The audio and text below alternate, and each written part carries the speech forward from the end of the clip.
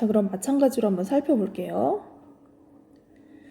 질소 같은 경우에는 우리가 화학식을 쓸 때 뭐 질소도 N2 이렇게 써 있는 거 많이 봤죠. 그래서 질소 원자 두 개로 결합이 되어 있는 겁니다. 근데 질소 둘 다 비금속이니까 공유를 하고 있는데, 공유 결합을 하고 있는데 이번에는 이런 형식으로 공유를 해야 돼요. 그래서 보면 빨간 거는 왼쪽 질소에서 온 전자입니다. 좀 키워서 한번 설명해 볼게요. 너무 전자 작으니까. 그리고 파란 전자는 오른쪽 질소에서 온 전자예요. 그래서 보면 여기는 지금 공유가 돼 있기 때문에 저 6개는 그냥 깍두기죠. 공유죠. 그래서 이렇게 따졌을 때도 숫자가 세지고, 그럼 8개 맞나요? 여기 가운데 6개에다가 2개니까 8개 맞고, 이렇게 세도 또 8개가 되게끔 해서 둘 다 18쪽의 전자 배치를 만족하게 하는 거죠. 자, 그래서 보면 여기 공유 전자쌍은 여기 한 쌍, 두 쌍, 세 쌍의 공유 전자쌍이 있어요. 그래서 이런 경우에 우리가 공유 전자쌍이 한 쌍, 두 쌍, 세 쌍이 있다라고 얘기를 할 수가 있겠죠. 그래서 다시 줄여볼게요. 좀 잘 보이게 해보려 했다가 너무 커졌네요. 네. 자, 그러면은 공유 전자쌍이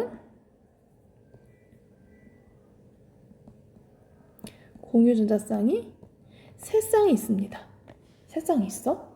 그런데 이 세 쌍이 어떻게 돼 있어요? 질소 원자 2개 사이에 이렇게 몰려 있잖아. 이런 경우 우리가 이제 또 다중결합이 되는 거지. 그래서 이런 경우에는 몇 중결합이라고 말하게요? 3중결합. 3중결합이 한 개가 있는 형식으로 지금 공유전자쌍 세 쌍이 배치가 되어 있습니다. 그래서 공유결합 물질은 이렇게 단일결합으로 된 물질도 있고, 이중결합으로 된 물질도 있고, 삼중결합으로 된 물질도 있어요. 물론 한 분자 안에 단일, 이중, 삼중이 막 섞여 있기도 합니다. 그래서 이렇게 다중결합, 이런 아이들 다중결합이라고 하는데, 다중결합이 존재할 수도 있다. 이제 요거를 기억을 해주면 좋겠습니다. 그래서 오른쪽에 그런 말이 써 있는 거야. 공유결합의 종류. 결합하는 원자가 전자쌍 한 개를 공유하고 있으면 단일결합. 그러니까 두 원자 사이에 얘기를 하는 거야. 얘 사이에 한 쌍이 있으면 단일결합. 전자쌍 2개를 공유하면 이중결합. 두 쌍을 공유하면 이중결합. 전자쌍 3개를 공유하면 삼중결합. 물처럼 이렇게 되어 있는 건 이중결합이 아니죠. 얘와 얘 사이에 한 쌍밖에 없고, 얘와 얘 사이에 한 쌍밖에 없기 때문에 각각 단일결합이 2개가 있다라고 얘기를 해야 되는 거예요. 다중결합도 이어서 설명을 해봤습니다. 자, 그러면은 여기 한번 봅시다. 외부에서 힘을 가하면 쉽게 쪼개지는 것은, 그렇죠, 이온결합이다. 이온결합 물질이다. 실온에서 주로 기체나 액체 상태로 존재하는 것은 이미 끓고 이미 녹았다고? 녹는 점 끓는 점이 낮다는 얘기네. 공유결합 물질이구나, 이렇게 생각하면 되죠. 그렇죠. 자, 뒤에 내용으로 한번 넘어가 보겠습니다. 자, 그래서 이 결합 종류에 따른 물질의 성질에 대해서 나왔는데, 여기서는 주로 뭘 알아볼 거냐면 전기 전도성을 알아본다고 생각하면 돼요. 전기 전도성. 우리 통합과학에서는 각 물화생지에서 이제 다루는 내용들을 아주 간략하게, 아주 얇은 지식으로 이렇게 쫙 깔아서 이렇게 고르게 훑고 넘어가는 거기 때문에 어떨 때는 오히려 깊이 있게 내용을 아는 것이 이해가 더 쉬울 때가 있어요. 그래서 이것도 그런 맥락 중에 하나인데, 그냥 다른 맥락 없이 그냥 전기 전도성을 좀 알아보게 돼서 좀 이해가 안 될 수도 있지만, 전기 전도성만 이제 확인하면 되니까 좀 편안하게 접근하기 바랍니다. 자, 보니까 이온결합 물질과 공유결합 물질이 결합의 종류가 다르기 때문에 성질도 다를 거다. 결론은 뭐야? 전기 전도성도 다르겠지. 어떻게 다를까? 이제 그거를 이제 실험적으로 한번 확인을 해보는 거예요. 자, 실험을 하면 좋겠지만 지금 실험 요거는 못할 것 같아요. 염화나트륨은 어떤 결합 물질이었죠? 이온 결합 물질. 설탕은 포도당 2개가 연결된 건데, 포도당은 C6H12O6이라는 비금속 원소로만 되어 있는 화합물이에요. 그래서 얘는 비금속으로만 되어 있으니까 공유결합. 염화구리는 CuCl2인데 구리가 금속이잖아. 금속, 비금속이니까 얘는 이온결합. 녹말도 마찬가지야. 녹말도 기본 단위가 포도당이야. 포도당끼리 연결돼 있는 거야. 그래서 마찬가지로 얘도 CH5로만 돼 있기 때문에 B로만 돼 있기 때문에 얘도 공유결합 물질입니다. 그러면은 이온 결합 물질 2개, 공유 결합 물질 2개 해가지고 아마 고체 상태에서 전기 전도성, 수용액 상태에서의 전기 전도성이 다를 것을 확인하게 되겠죠. 실험은 못하지만 우리가 결론을 한번 살펴보도록 하겠습니다. 자, 이온 결합 물질. 아까 염화굴이나 소금 같은 것들은 고체 상태에서 전류가 흐르지 않는데요. 일단 이온 결합 물질. 왜 그럴까요? 선생님 분명히 플러스 전하 띤 애도 있고 마이너스 전하도 띤 애가 있는데 왜 전류가 흐르지 않나요? 전류가 흐르려면 이 플러스 전하를 띤 입자와 마이너스 전하를 띤 입자가 자유롭게 이동을 할 수가 있어야 돼. 이동을 할 수 있어야 돼. 근데 이 고체 상태라는 건 무슨 뜻이냐? 양이온과 음이온이 강하게 서로 묶여있는 상태야. 자유롭게 이동할 수 없어. 옴짝달싹 못해. 그렇기 때문에 전류가 흐르지 않는 겁니다. 양이온, 음이온, 전류를 흐르도록 할 수 있는 자질은 있으나 서로 움직일 수가 없다. 그래서 전류가 흐르지 않는다. 이렇게 생각하면 돼요. 선생님 그럼 그 이온이 자유롭게 움직이면 전류 흐를까요? 딩동댕입니다. 딩동댕. 어떤 경우냐? 이온 결합 물질이 물에 녹으면 어떻게 된다? 양이온과 음이온으로 나눠져요. 물에 녹으면 이렇게 양이온, 음이온이 따로 떨어져 나가게 돼. 그럼 각자 자유로워졌지. 그럼 이 자유로운 이온들이 이렇게 이동을 할 수가 있어. 마이너스는 플러스를 좋아하니까 플러스 극적으로 다 이동을 하고 플러스는 마이너스를 좋아하니까 마이너스 극적으로 다 이동을 해요. 이러면서 얘네들이 이동을 한다는 것 자체가 이 회로를 연결을 시켜주는 거거든. 그래서 전류가 흐르게 되는 거야. 그래서 이온이 자유롭게 이동할 수 있으므로 전류가 흐른다. 이렇게 되는 거죠. 자, 일단 이온 결합 물질. 이온 결합 물질 지금 전기 전도성 어떻게 돼요? 고체일 때는 전류가 흐른다, 안 흐른다? 안 흐른다. 왜? 이온이 있지만 움직이지 못한다. 2번. 물에 녹였다? 이런 거 우리가 뭐라고 표현하죠? 수용액. 수용액 상태에선 흐른다, 안 흐른다? 흐른다. 그 이온들이 자유롭게 움직일 수 있기 때문이다. 이렇게 생각하면 돼요. 자, 거기다가 추가로 교과서에서는 나오지 않았지만 우리가 그냥 액체 상태라는 걸 얘기를 하기도 해. 용융액 상태, 용융 상태. 중학교 때 배웠죠? 용융.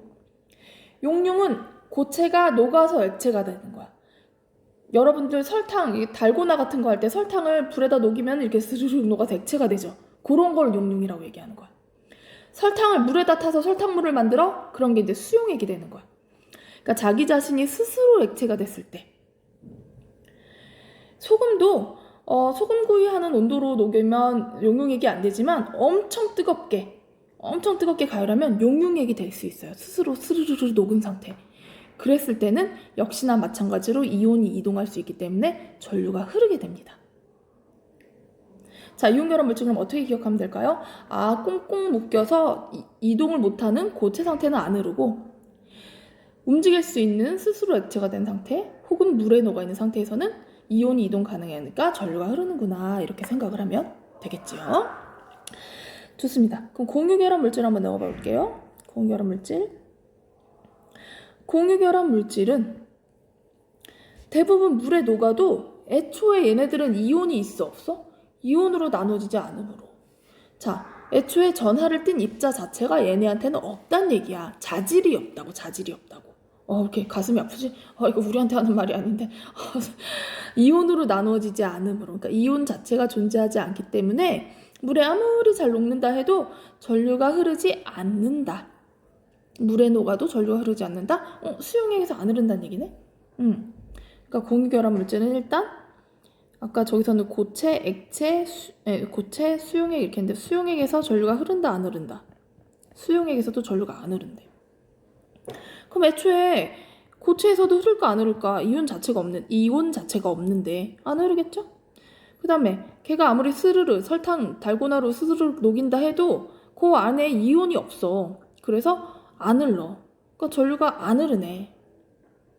공유결합 물질은 이렇게 기억을 하면 되겠네요. 자, 밑에 나와있죠? 고체 설탕을 물에 녹였어요. 설탕 분자가 각각 뜯어져 나간다 해도 요 각각이 다 전하를 띤 입자야, 아니야? 아니야. 얘네들 자체가 멀뚱멀뚱해. 얘네 아무리 전극을 갖다가 넣어도 이동이 없어. 전류가 흐르지 않는다는 얘기입니다. 전류가 흐르지 않는다. 불 안 켜지죠? 깜깜하죠? 이해할 수 있겠나요? 네, 그렇습니다. 하지만 이제 우리가 여기서 조금 더 내용을 추가하자면 예외가 있긴 있어. 예외. 왜 예외가 있어? 예외는 어떤 애들이냐면 산. 우리 염산 같은 거. 염산, 황산 뭐 이런 애들. 염산은 HCl인데 얘는 수소 비금속이고 염소 비금속이죠? 비비 공유결합 물질이야. 근데 얘네들은 물에 녹으면 녹아서 이렇게 이온이 나와. 그래갖고 전류가 흘러. 그래서 이런 애들은 예외입니다. 예외가 있습니다. 그러니까 산 같은 아이들이 예외라고 생각을 하면 돼요. 선생님, 그러면 이온 결합은 예외 없나요? 예외가 왜 없겠어요? 이 세상에 물질이 그렇게 많은데 예외가 있죠. 자, 이온 결합 물질 중에서 애초에 물에 잘 안 녹는 애들이 있어. 여러분들 중학교 때 배웠을 거야. 물에 잘 안 녹는 고체들, 걔네들 뭐라 부르죠? 앙금 있잖아, 앙금. 왜 수용액끼리 섞으면 흰색 앙금, 뭐 노란색 앙금 그런 거 했잖아. 뭐 염화은 뭐 이런 거. 염화은 이런 거, 앙금, 대표적인 앙금 배웠죠? 이런 것들은 분명히 금속, 비금속해서 이온 결합 물질이야. 금비 해가지고 이온 결합 물질인데 애초에 물에 안 녹아. 안 녹으니까 수용액에서 전류가 거의 안 흐르겠죠. 그래서 이런 경우는 예외가 될 수가 있습니다. 예외 간략하게 산, 앙금 정도만 이제 기억을 해주고 이제 정리를 해보도록 하겠습니다. 자, 보면 이온 결합 물질은 수용액에 전류를 흘려주면 전류가 흐르는데 누가 마이너스 극으로 가? 무슨 이온이?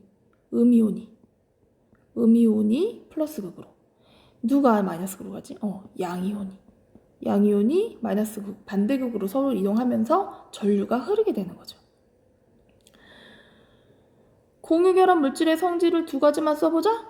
위에 찾아보고 여러분들 해보면 되겠습니다. 일단 뭐 승화성이 있다. 뭐 고체인 경우 승화성이 있다. 뭐 물에 녹아도 전기 전도성이 없다. 뭐 그런 것들 위에 있었던 몇 가지 쓰면 되겠죠. 네. 그래서 요 정도로 설명을 하고 요게 이제 염화칼슘 대체할 수 있는 친환경 제설제 뭐 이런 것도 정말 중요한 내용이죠. 우리 삶과 직결된 내용들인데 이건 시간이 있을 때 우리 같이 탐구를 해보기로 하고 그냥 이런 것들은 시험 범위에서는 빼도록 하겠습니다. 이런 내용들은 흥미로운 내용들이니까 여러분들이 개인적으로 한번 읽어보기 바랍니다. 그리고 대단원 마무리는 같이 풀어보도록 할게요. 일단 여기서 마치겠습니다.